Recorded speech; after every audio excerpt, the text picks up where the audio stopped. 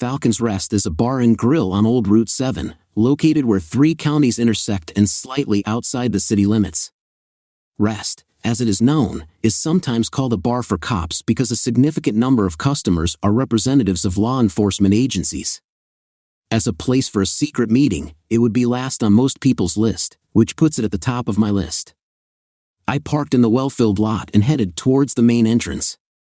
As befits a cop bar, Rest is better equipped than most, with a large open bar area lined with tables for seating. On the last Friday of the month, there were a lot of visitors here, but there was no big crowd. The situation was ideal for my meeting with Sergeant Devin Cross. There were enough witnesses here that the meeting did not seem secret. Upon entering, I was met with hostile looks from most of the visitors. I expected nothing less because the lawyer was suspected of murdering his unfaithful wife and her lover, a police detective. Of course, there was no verdict or indictment. It is difficult to do anything without evidence. The bodies were not found, and the lover's car disappeared along with the lovebirds. Nevertheless, I was considered guilty. The couple disappeared without a trace. I had a motive, and I was a seedy lawyer who needs evidence outside the courtroom. Devin arrived and didn't look too pleased with my choice of meeting place. He was a tall, well-built black man. He could be called a man of honor. He is here to repay a debt and thereby cleanse his soul of the guilt he bore for being indebted to a man of my reputation. I will be frank and say that I am what is called a dishonest or hardened lawyer who does not pretend to have the slightest moral character. I'm an unwitting accomplice in half a dozen organized crime cases. The day he walked into my office with a thick stack of foreclosure papers, poor Devin was going through a truly difficult time. Then Metropolitan Police Officer Devin Cross was the victim of predatory mortgage scam lenders, and in those early days of 2008, he and his wife and 4 children were to become just another sad homeless family. He went through all the honest and quasi-honest lawyers without receiving any significant help. He turned to me out of pure desperation. To tell the truth, I don't know why I helped him. There was nothing special about it for me. He was an honest cop and a good man loyal to his friends, but not someone I could take advantage of. He couldn't pay. Being honest, he told me about it right away.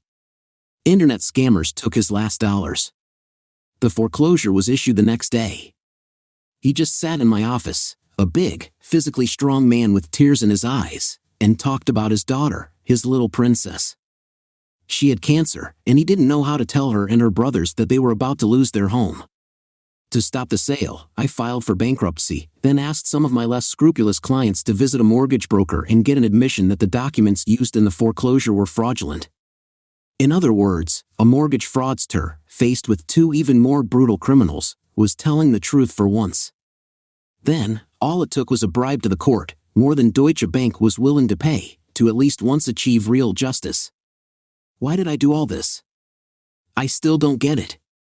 But Devin Cross had a hard time living with the knowledge that his family's home had been saved by a scammer like me. "You chose a strange place for the meeting," he said. "Even a guy like me has a conscience. I couldn't let you get into trouble by helping me. And that's why you chose this place," he asked as Lottie, the barmaid, approached. She was dressed as usual in a tight top that did not cover her stomach and trousers that looked like they were painted on. She was a very beautiful girl who was not afraid to show off her assets. "What can I offer you, Bruce?" she asked me. She and I had a long relationship consisting of harmless flattery and excessive advice on my part. She had a small son and no man at home, and she made the mistake of choosing sex appeal over reliability. I saw Lottie tense. Everyone said I was guilty. Accordingly, I must be guilty, and therefore anyone associated with me will suffer. However, I noticed that Lottie came to the table when she could have had someone else serve me. Lottie was a good friend. As it turned out, I had more people like her than I thought. I didn't want them to get hurt because of their loyalty. I needed to do something to get my life back and reassure people that they could relax around me. In turn, Devin Cross gave me a lifeline, but I needed more. "Bring us 2 Boston beers," I said. "I must admit that you have courage, counselor, to go to a place where Paul Marino's friends and work buddies were gathered," Devin said. "Paul Marino is the same bastard who seduced my wife and got me into, on the night of March 17th, St. Patrick's Day. His Ford GT, and my wife disappeared, and the night before, storms alternated, flooding 3 counties around Sherry Creek. In any western state, this body of water would be called a river, but here it was mistakenly called a stream. This tempting name led to great suffering. People stubbornly continued to bridge and build around this treacherous but modestly named watercourse. Sherry's misjudgment paid a heavy price in lives and property. By the beginning of March 18th, all emergency teams were busy rescuing people stranded by the flood. For several days, no one noticed that my wife and her lover were missing. Then, of course, suspicion immediately fell on me. The city takes courage, as they say. I told Devin, and we chatted about nothing while he prepared for what he came for. I waited for 2 beers and then said, "Just say what you want, and I'll do the rest myself. Trust me, and no one will ever believe that the tip came from you." Then he leaned over and whispered, "There is a warrant, and on Sunday at 6 o'clock in the morning, they will raid your home and office."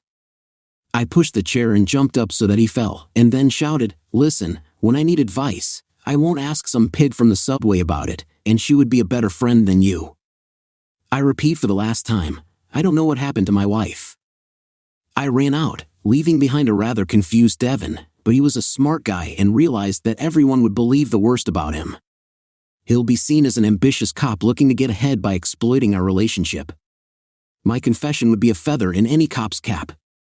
Trying to extract a confession from me would not have harmed him, but the fact that he was seen with me at a secret meeting would have ruined him. In this case, everything was so public that no one would believe that he warned me. As I walked out of Falcon Rest, I sighed. I alone am to blame for the fact that everything has reached such a deplorable state. I let my heart get the better of my head. Now I have to work my ass off to get out of the mess that we call justice in this country. Still, the words from my late wife's diary haunted me. They were a swarm of killer bees, stinging my heart until all the blood was drained. In the diary of Elin Gray, Mrs. Bruce Gray, the entry for the 1st of October read, "Today I saw him again. He is very tall and handsome, with wavy black hair. Jenny says she knows him. In fact, she slept with him. He's a police officer, which means he's keeping an eye on me for something to do with Bruce." It's hard to believe that such an ordinary person as Bruce could arouse such suspicion in others, but I think it has to do with the fact that he is a lawyer for such high-profile criminals. After all, the people he deals with are much more interesting than poor Bruce. Don't get me wrong, I love him very much. He is a teddy bear, the kind of man you feel safe with, and why people think he's dangerous, I'll never know. Jenny says the cop watching me is very talented. His name is Paul Moreno. Jenny had been dating him for the past 6 months. Her husband Bob is a clone of my Bruce, except he has a boring real estate practice instead of some black hat criminal lawyer. You can't blame Jenny for giving in to the police officer's persuasion. After all, the temptation is so great. After 7 years of marriage and 2 children, she's looking for a little thrill, or so she says. After 15 years of marriage with a 14-year-old daughter, I'm ready for a rocking chair on the back porch. Women like me simply don't attract the attention of young guys. This makes me feel so old. On October 15th, Bruce is away again. I swear this man is moving out of town more and more often. If it had been anyone else, I would have suspected infidelity, but this man is as faithful as a spaniel and almost as exciting. Today I signed up for the gym. Jenny persuaded me. She's into fitness and needs a partner. I'm not in such bad shape, not like Bruce suffering from a midlife crisis, but Jenny needs a partner, and I could use some physical tone. I increased my morning run from 1 to 2 miles, but I need to work on my stomach and butt. I feel empty nest anxiety. Maybe getting in shape will help. And why did I let my 14-year-old girl talk me into sending her to this boarding school? I swear Rachel is just like my mother, all feminine ambitions, no concern for others. My mom still makes fun of my career choice, but I believe that helping others is the highest calling that anyone can aspire to. Being a social worker can often be frustrating, but on those rare days when you realize you have helped someone else change their life, there is no greater reward. On the other hand, Rachel may be trying to avoid the stigma of Bruce's profession. People say such cruel things. A teenage girl can be very sensitive.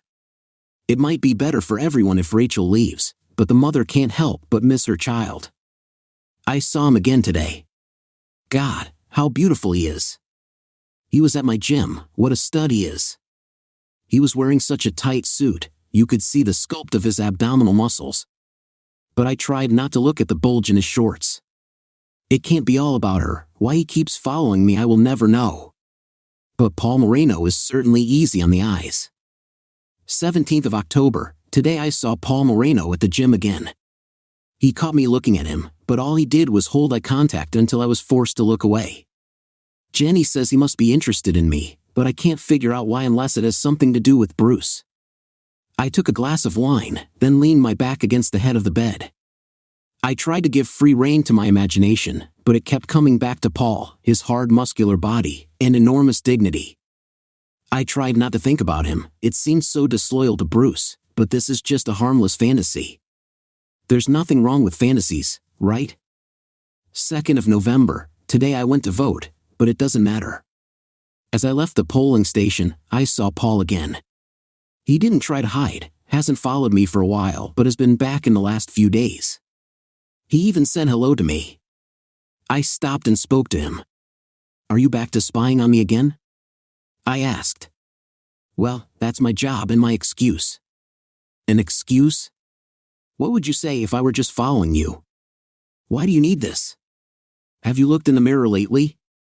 Oh wait, I am the mother of a teenager. That doesn't stop you from being a sexy mother who gets all the young guys. Stop, I'm an old woman. Yes, you, unfortunately, are a mother, but not old, just sexually mature. Then I saw an acquaintance and interrupted the conversation. I can't believe he's flirting with me like that. Of course, after visiting the gym, I lost 5 kilograms and tightened my butt, but still, such a young hot guy was interested in me. It is certainly worth continuing. In the hall, at first, I was intimidated by all these young girls with their strong bodies. But if I find a personal trainer and work out, it will pay off. Bruce noticed, of course. 2 dozen roses just arrived when I called and asked why. He simply said he wanted to send them to his beautiful wife. What can you say about such a man? I love him so much. I may be flirting with a handsome young man, but I will not betray my loving husband. Jake, I said as soon as he picked up the phone. God, do you know what time it is, counselor? I've been calling you since about 9. I was at work, Jake Trumbull answered. Well, I have a new job for you.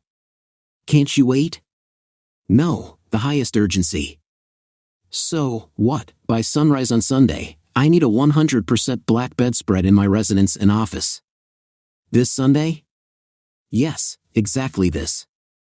It requires at least 72 hours, and you give me at best 24. Sorry, I was just informed that I need it. Well, it will cost you. Well, how many? 35, Jake said. After all the business I gave you, this is a special price. For anyone else, it would be 50. Jake didn't say that it was unlikely that I would survive sending him any more business. Moreover, at the moment, whether he was a business partner or not, I was in no position to bargain. He could have given me any price, and I would have had to pay. Okay, just do it, I said. 9th of November, I've seen Paul 3 times in the last week now. He always smiles and waves at me. Jenny had a full-blown affair with this man. She says he is the best she's ever had in bed. He is 29, 8 years younger than me. I asked her if he was worth risking my marriage for, and she told me to ask the question again after I tried it last night. I attacked Bruce when he came home. I think there are some benefits to our daughter being away from home. Bruce did great, but I'm ashamed to admit that all this time I was thinking about Paul. Am I so depraved that I need to think about another man while my husband is making beautiful love to me? Today, as I was sitting at Starbucks sipping my mocha latte, Paul came and sat at my table for a long time. He sat silently and looked at me while I studiously ignored him, but finally, he broke the silence. I was transferred to another position, he said. What? I'm not officially following you anymore. What does it mean? Well, among other things, this means that my superiors have decided that no matter what crimes your husband committed, you were not involved in anything illegal, he said. Then he reached across the table to cover mine with his and said, but it also means that now I can tell you how much I like you. I wish we could get to know each other better, you know? I'm married. So what does it mean to get to know me better? He reached out his other hand and took mine between his. This means that you, a beautiful woman, are married to a man who is not able to satisfy you. You deserve to experience love the way it should be between a man and a woman. What about Jenny? I heard that everything is fine with you. What Jenny and I had was purely sexual. She is not satisfied sexually in her marriage, but I am looking for something more. Besides, you can't believe that any man would choose Jenny over you, he said with a smile. As I already said, I am married. I have never cheated on my husband.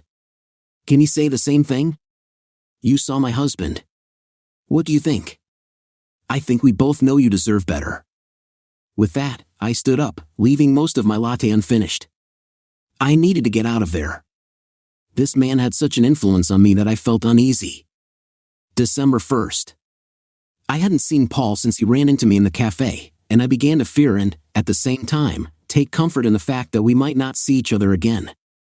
I regretted it. His attention was amazing to my ego, and I had to admit that I desired him on a purely physical level. Moreover, I have never been with any man other than my husband. I admit I was curious to know what another man would be like, especially one so gifted and such a skilled lover. After work, I walked to my car in the Department of Human Services parking lot. I was more than a little late, delayed by paperwork. The area was well lit but empty. When I walked to the car, I had a clear feeling that someone was watching me. I leaned over to open the door, and suddenly he was next to me. I jumped back in fear. Paul, you almost scared me to death. Are you stalking me now? Sorry, he said, groping my waist under my open coat with his hand. I just had to see you. I am always thinking about you. I guess I should have been scared, but the thing is, he was on my mind almost constantly. I wanted to see him again. Please, I begged, leave me alone. I can't do this to my husband. In response, he just leaned over and kissed me. He was so big and tall, so courageous and strong, he overwhelmed my senses, and as in romantic cliches, I felt electricity in his kiss, some kind of spark jumped between us. I need you, he said, more than all the women I have ever known. If it were just me, I would leave you alone, but I feel your body calling me. I couldn't help myself and kissed him back, but then I pushed him away, jumping into the car with the words, I can't, and I would like to, but I can't. They didn't bother to knock at dawn on Sunday morning. 4 officers dressed as stormtroopers picked the door lock and forced their way into my house. I think they assumed they would find me asleep. I was up in the kitchen preparing what the brochures call a full English breakfast. Of course, I substituted smoked fish for the salmon, but I found a specialty store that sold kidney pie. I was just scrambling eggs in a large frying pan when the first stormtrooper burst into the kitchen. I hope you like scrambled eggs, I said, but he grabbed me and pushed me out of the house. I was kept in a police van while my house was torn apart. They did the obvious, they tore up the carpeting and dug up the flower beds. I was glad I chose mostly wood floors. They lifted a few boards but left the upper floors mostly untouched. The basement was destroyed. What I didn't like the most was that they broke into the trunk of my car. It seemed like pure malice as I had left the keys in the ignition. But destruction seemed to be the order of the day. For all that, they weren't that bad. After the destruction of my home stopped, several officers with whom I had become friendly over the years invited me to lunch at Denny's. Where are you taking the dead bodies, Bruce? They asked as I ate what the menu called a big breakfast, which turned out to be a decided disappointment after the meal I had planned. As far as I can tell, there are no corpses. Come on, they disappeared in March, it's October now. Do you think it will rain today? It was very dry after those spring and summer storms. With my flower beds gone, I'll have to replant the bulbs if I want flowers this spring. But still, I'm better off than all those people around Sherry Creek, I said, referring to the flood at the creek. My interlocutors at Denny's paid no attention to the flood victims or the flowers. They were only interested in one thing. They desperately wanted my confession because ultimately, they had virtually no evidence. The problem was that I knew that this condition could change as quickly as a flooded stream. If I were you, I wouldn't expect to see spring flowers. But it will be easier for you if you help us. We know you had a good reason for what you did. Maybe you've just lost your head. Stop being a lawyer for once and become a man. Take responsibility, and we can help you. December 9th. I had a hell of a day. We got a call early. 5 children need protection. I don't usually work for Child Protective Services. However, we are currently in a busy season and a time of year when we are short-staffed. With a bad flu season and people needing time off for the holidays, we had to be flexible. However, 5 children under the age of 7 needing emergency care is a bad day. All of them were injured. They had just seen their mother beaten almost to death by the man they called father. He was only a blood relative to 2, but still, he was the one they relied on for protection, and he betrayed them. I didn't want to separate them or put them in a county center for Christmas. But what could be done? Around noon, I found a couple in their 60s who had raised their own children and were still in excellent physical shape. Both were recent retirees suffering from a loss of purpose in their lives. The wife was a nurse, and the husband was a traffic engineer. By 4 o'clock, we had temporarily placed the children and created a support system for the new foster parents. I was feeling pretty good when the state police called and said they were unhappy with the placement of the children. It was the same old nonsense you always get from the state. The welfare of children is not as important as whatever interpretation of the rules they decide to accept as truth. Can you believe they were concerned about paying for child care to people in the state pension system? This can be considered double payment, said the woman from the staff. For an hour, we beat around the bush on this issue. The matter reached the head of the district administration and the state DSS commissioner. At that moment, when I already thought that the matter would not work out, I received a call from potential adoptive parents. When will the children arrive? The woman asked. We have everything ready. Both my daughters are here to help. Well, you see, the state is worried that payments for foster children will not be allowed because you receive a state pension, I said. What was said next was said in genuine anger. Well, tell that governor to keep his lousy payments. Just send these kids to us. When the county executive heard this, she laughed and said, okay, send the children, then we can always sue the state for this money. It took me another 3 hours to get the children to their new foster home and get them settled there. When I was able to go home, it was already almost 8, and I arrived there around 9. The first thing I did was take a hot shower. I was wondering if I should call Bruce. Sometimes, when I call him, we can talk for hours, but other times he is clearly pressed for time. I got the impression that his clients can be quite demanding. Usually, I try to wait for his call, but today I just needed to tell someone about my day. I was wearing a terry robe and was just about to call Bruce when the doorbell rang. I pulled my robe tighter and headed towards the door. I opened it on a chain. Paul stood there, looking so cute and a little guilty. Can I come in? He asked. I don't think that's a good idea, I replied. I know that your husband left the city again. You're all alone. All I ask is that you stop by and chat, maybe have a cup of coffee and talk. I can't, I said. You can trust me, he said. It's not you I don't trust. For yourself, please, give me a few minutes. I don't know why, but I let him in.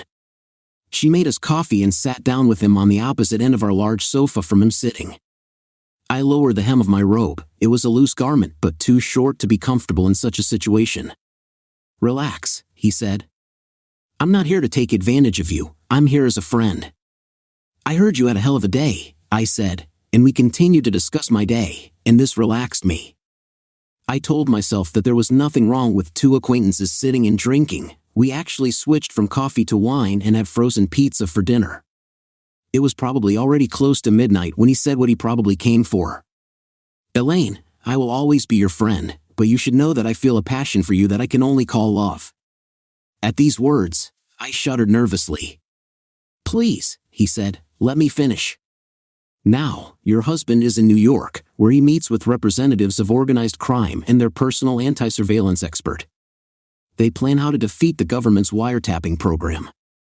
These are evil people, and he helps them escape justice. Stop it. I won't listen to this. This is unfair. Bruce isn't here to defend himself. You are very faithful, But is it fair to you to be associated with such a person? By following and loving you, I have learned what a wonderful and caring woman you are. Your life is about helping others. You are a saint who married the devil. But I want you to know that I will always be there for you, no matter what. As the evening progressed, we moved closer and closer to each other on the couch as we talked. Before I knew it, his hand slid into my robe, and we started kissing. I knew it was wrong, but as his hands caressed my naked flesh and his lips pressed against mine, I knew I couldn't hold back. We both knew where this was going, but it was like a freight train that didn't want to stop. I was helpless, and then I heard the phone ringing. He must have been calling for quite some time. Suddenly, this fact seemed to click, as did who was calling. "Bruce," I said, breaking away from Paul's grip. Bruce was on the phone, just checking, he said. "Sorry, I probably woke you up. I lost track of time." I pulled myself together to answer and try to speak normally. Bruce was in a talkative mood and went on and on. As Bruce spoke, I saw Paul on the couch, growing increasingly impatient. Finally, Paul smiled sadly at me and quietly left.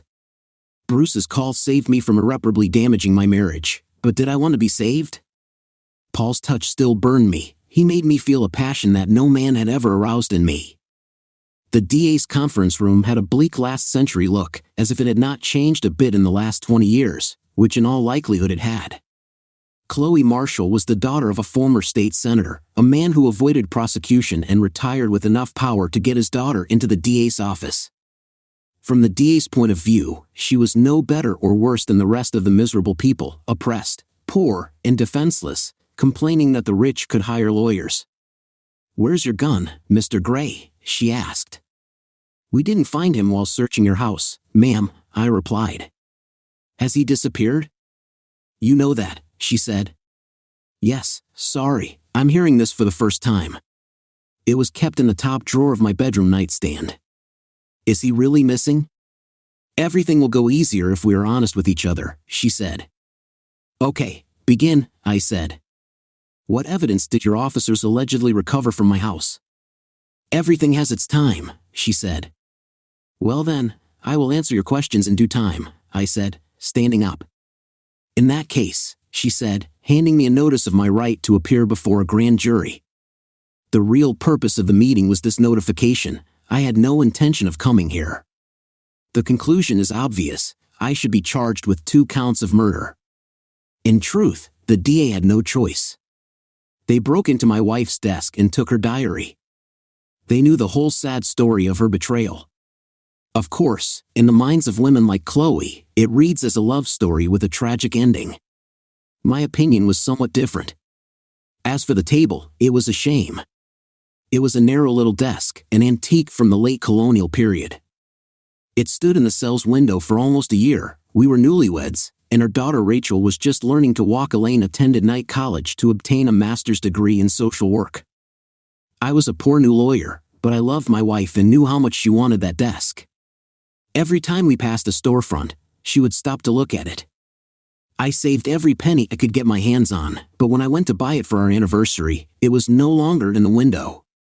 With a sinking heart, I entered the store and asked for the small desk that stood in the window. The girl behind the counter looked puzzled, but when she asked the manager, he said he was stationed in the back of the store. When it was delivered to our small apartment, Elaine was overjoyed. Over the years, I watched her sitting at that table and thought how lucky I was to have her as my wife. Love is a funny thing.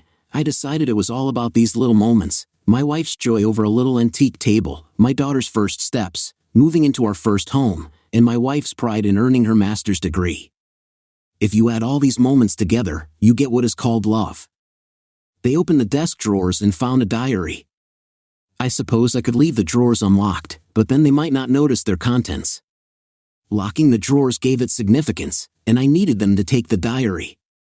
However, hacking the table hurt me. Perhaps it reminded me that Elaine was truly lost to me. The diary had the desired effect. Its contents soon leaked out. The pressure on the district attorney increased. Now they had proof, and the public knew about the love plot. The unfaithful wife and her companion turned into Romeo and Juliet. On the 2nd of January, I can't do this right. Jenny just laughs at my indecisiveness. What is wrong with you?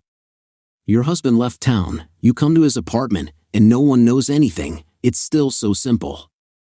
How can I meet Bruce again? I don't care what people say about him. He was always kind to me. What will I say if he finds out? Blame him for leaving you alone so often.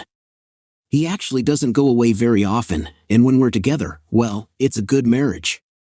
Paul just makes me feel something I've never felt before, like I said. Bruce won't find out, and if he does, just do what I did with my Bob. And what did you do? Do you remember the day we came here, and he looked so upset? Yes, I remember. At some point, he asked if he could lie down in the bedroom. He looked almost sick. Well, that's how he found out that I slept with Paul, and I told him everything and that I still loved him. I told him there was nothing he could do about it, that a man like Paul knew how to treat women. I think he wanted to kill this man, but physically, he couldn't do it. You're lucky he doesn't have a gun, I said. Moreover, I can't imagine Bruce seeing things the way Bob did. Somehow, I think Bruce will do something, but Jenny assured me I was wrong. We discussed how much Bruce loved me and should have understood everything, just like Bob. I've seen Paul half a dozen times in the last 3 weeks. We were never alone, but I saw him here and there. He could be watching me or Bruce. My husband was at home and was very attentive. We made love almost every evening because I was very excited, but there was no use in lying to myself about it. I may have been in bed with my husband, but I was thinking about Paul. Paul gave me a note today. It contained the address, date, and time. I am sure that this is the address of his apartment, and the date is the day when Bruce will be in New York. I don't want to go, and yet I know that I will go. I convinced myself I'd visit him just to address his persistent advances. January 15th. Oh dear, what a mistake I've made. I found myself spending the afternoon at Paul's apartment. It all began innocently enough. I reiterated that nothing could transpire between us, as I couldn't betray my husband. But then he kissed me, and all rational thought fled, consumed by desire. He led me to his bedroom and proceeded to undress me with sensual intent. My blouse was unbuttoned, slipping off my shoulders effortlessly. His hands caressed down my arms, gently guiding mine behind my back as he deepened our kiss. With deft hands, he removed my bra, letting it join my blouse on the floor. He then carried me to his bed, where the last of my garments were shed.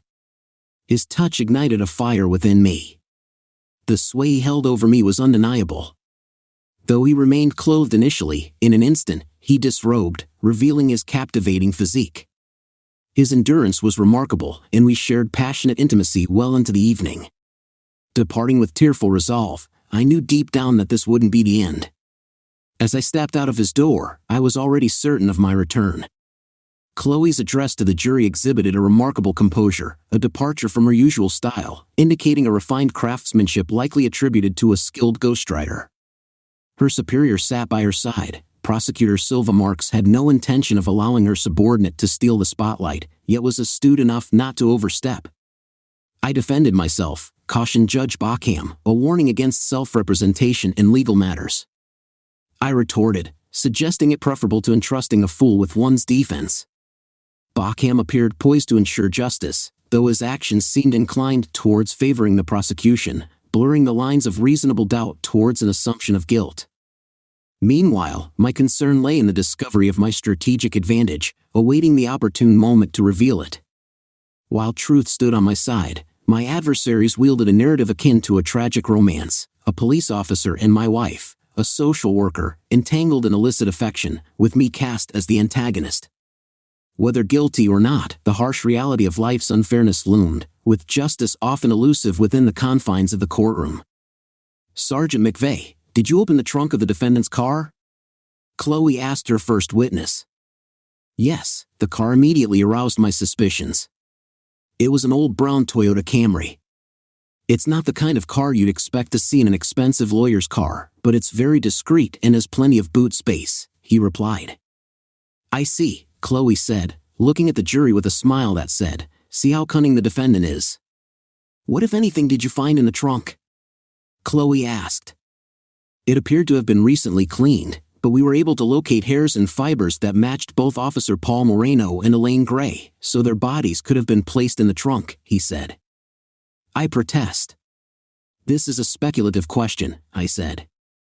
No, the witness is an expert, and he has simply asked for his opinion. The challenge is overruled, and the witness can answer, Judge Bascom said. That's how things went. Sergeant McVeigh was pleased to explain to the jury how he believed I transported and disposed of the bodies of my wife and her lover.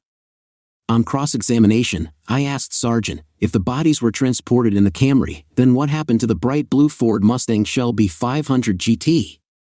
I don't quite understand what you mean, Mr. Moreno. Nowhere did I mention any Ford Mustang, he replied. I don't know that, of course, Sergeant McVeigh replied. But you know for sure that his car is missing, and this car is not one of those that has nothing special, I said, addressing the jury more than McVeigh. Yes, Paul's machine failed. I'm going back to the Camry. You broke in, but tell me, why didn't you use the keys in the ignition? I asked. Perhaps we didn't notice them, he replied. Indeed, but didn't you use them to open the trunk? McVeigh looked stunned for a second, but before he could respond, Chloe rose to her feet, protesting, the question is controversial and involves facts that are not supported by evidence. Of course, she was convinced that there was no point in reporting the facts. She followed McVeigh to the stand with senior investigator Kim on. He told a story about how he tore off the carpet in the basement and found traces of blood under it. Were you able to identify this blood by group or DNA? Chloe asked solemnly. No, she was too decomposed. There was a strong smell of bleach in the basement, which is why I suspected we would find traces of blood there. Bleach is often used to remove blood stains, he replied. When the right of interrogation passed to me, I only had a few questions. Investigator, there was a laundry room in the basement, wasn't it? I asked. Yes, he replied. You expect to find bleach in the laundry room, don't you? I asked. You cannot say.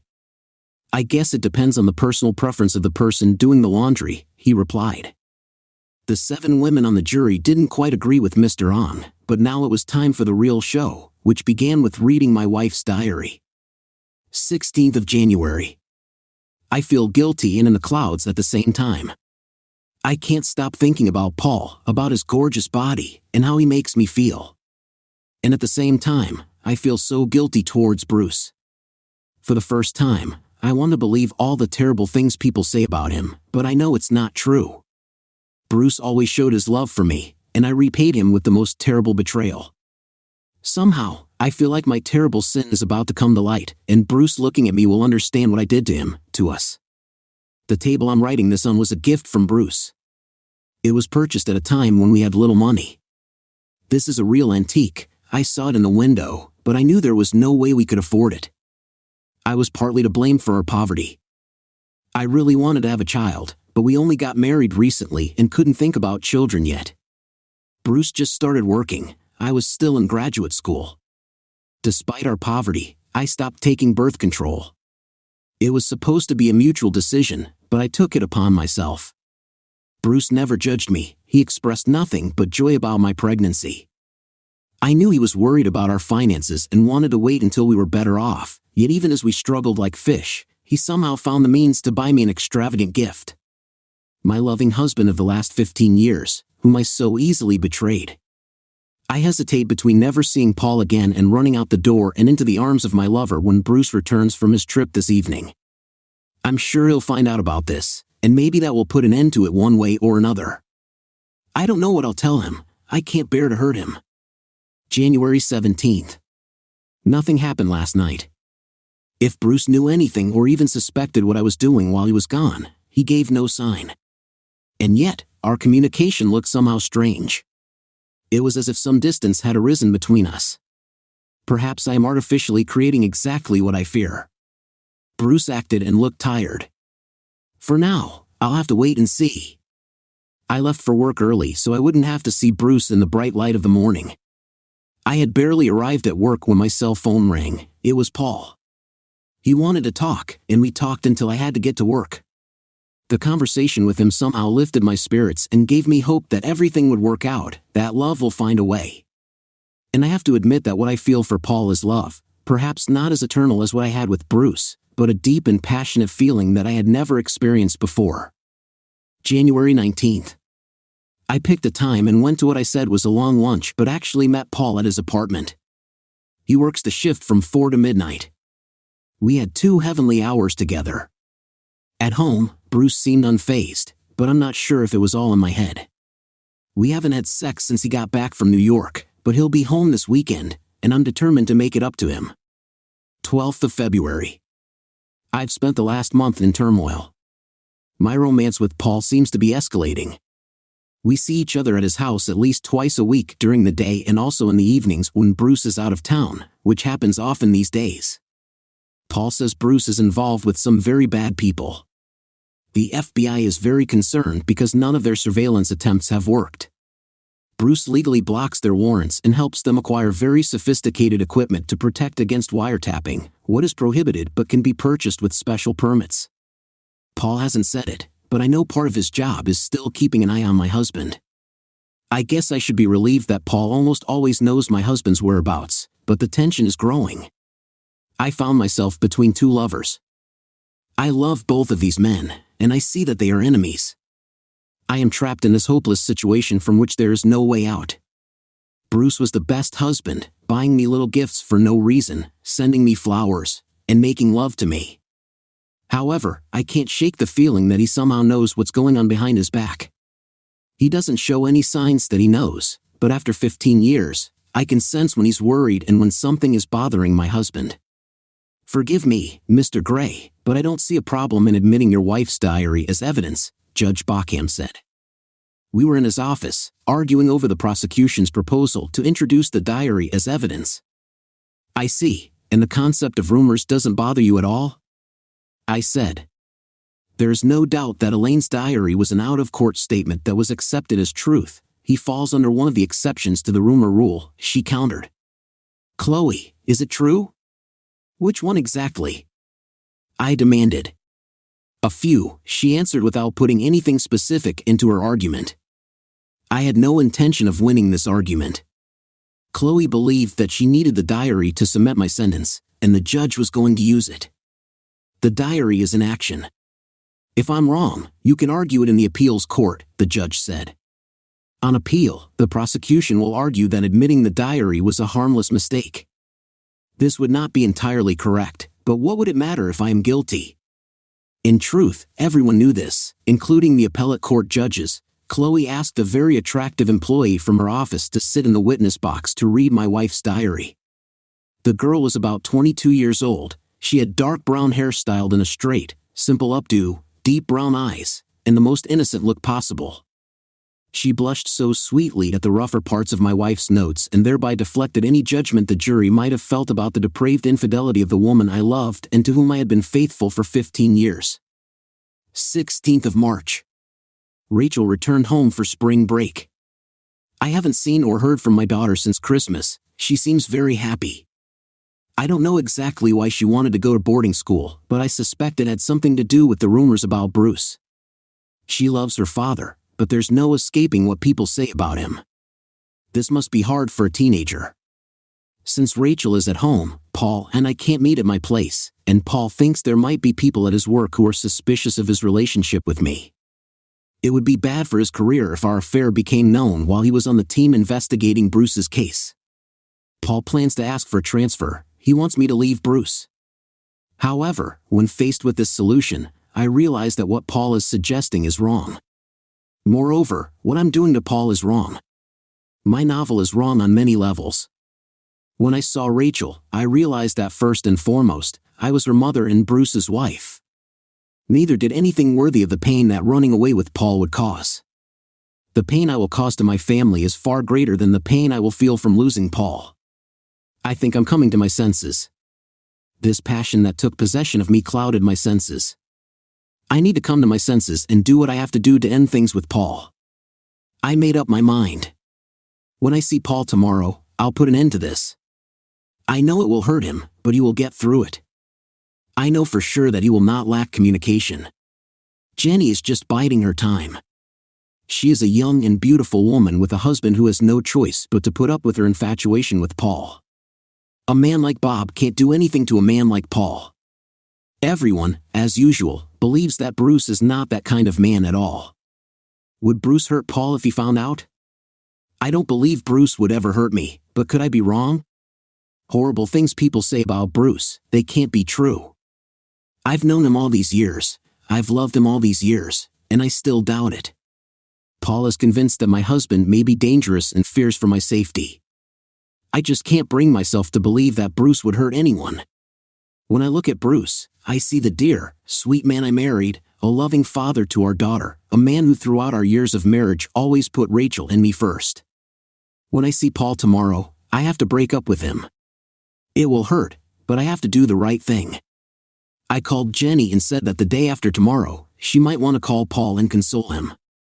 The pretty and young parallel finished reading the last entry in my wife's diary. The prosecution hoped to portray me as a cruel, evil husband trying to come between lovers, but I don't think Elaine's diary was like that. In the end, my wife chose her home over the womanizer who was stalking her. Paul Moreno was a homewrecker. He knew Elaine was happily married, but he still pursued her.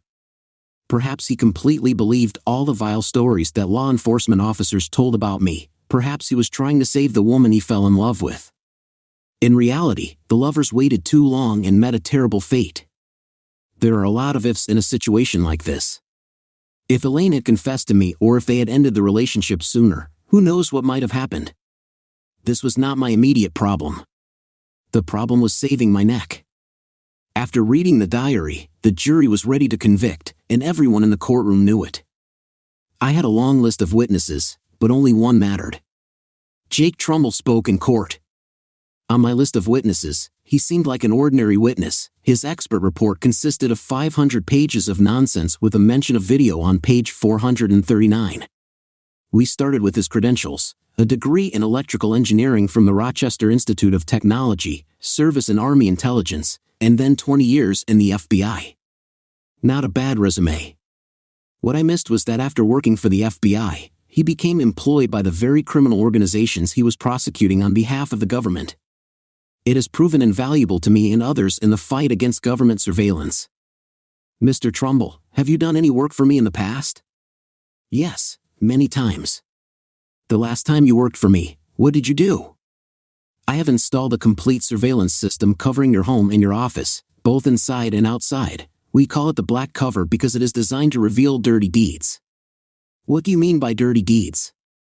As usual, unauthorized entry to install listening devices or plant evidence. And have you discovered any dirty dealings? Yes, my staff and I watched as Sam McVeigh took the keys to a brown Camry and opened the trunk. Then, he emptied the material from the bag into the trunk. A little later, he returned with other officers and broke open the trunk with a crowbar. The officers then began collecting so-called trace samples from the trunk. Shocked muttering came from the courtroom. Trumbull was on a roll and offered to watch the video he had collected. We included it in evidence despite the prosecution's objections. Trumbull went on to talk about the planted blood that investigator Ahmed discovered. Needless to say, the prosecution's case fell apart without forensic testing. They didn't even have evidence that a crime had been committed. All they had was a missing pair of lovers, a missing gun, and a car that no one could find. At the not guilty verdict, my daughter Rachel hugged me. That she never believed I killed her mother mattered. Many others thought I had gotten away with murder. It is noteworthy that no action was taken against the officers who tried to frame me. Ultimately, they saved my life by giving the prosecution a case for trial.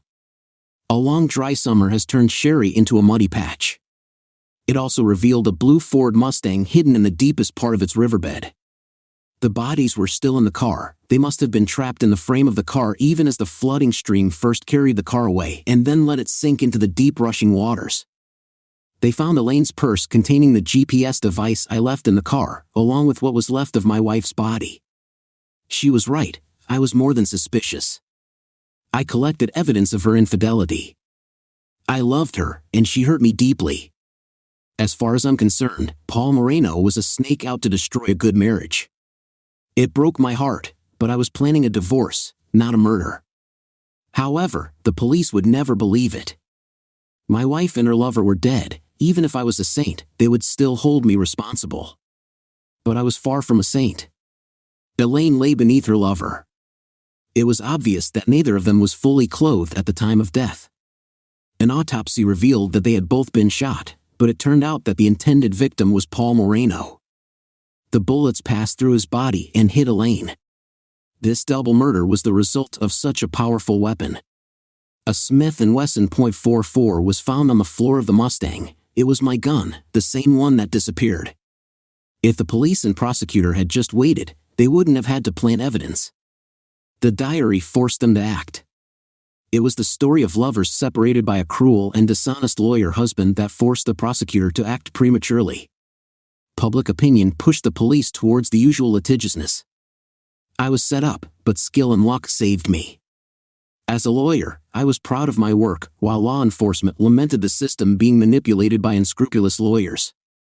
Lottie put down her beer and gave me a winning smile, then she put her hand on my shoulder and squeezed it as a sign of support. She didn't need to say that she supported me, she showed it herself. We were at Chambers, a bar in town. Lottie changed jobs, and I followed her out of loyalty. Overall, Chambers was a much nicer place for me to have a drink than Falcon's Rest. The police would never forgive me for beating them, and the visitors here felt a certain sympathy for the loser, poor downtrodden lawyer with a ruined reputation. This opinion was completely wrong. The clients I needed to attract viewed my acquittal on a charge of which I was so obviously guilty as the ultimate testament to my skill as a lawyer. As a result of all this seemingly negative publicity, I was forced to increase my hourly rate and hire a pretty young employee to cope with the increased demand without being tainted by this strange case. I looked like an anti-hero. Poor Chloe, on the other hand, was forced to leave the prosecutor's office, becoming a scapegoat for failure. My drinking buddy drank half of his Sam Adams in one gulp. Relax, Bob, there's no rush. I don't have a wife at home, and yours is not worth coming home, I said. Bob frowned slightly. I think he finally realized that some women, regardless of their physical attractiveness, are not worth bothering with, and his Jenny certainly fell into that category. Sorry about, he began but clearly couldn't bring himself to continue. Please, I said. I didn't ask you for an apology. Of course, you must understand that in these circumstances, this does not make sense, but I didn't want Deline to get hurt, he pleaded. Of course not, it was a pure coincidence. A person like you is not familiar with weapons. You couldn't have known that the bullets would go through Officer Moreno's body and into the woman he was having sex with, I countered.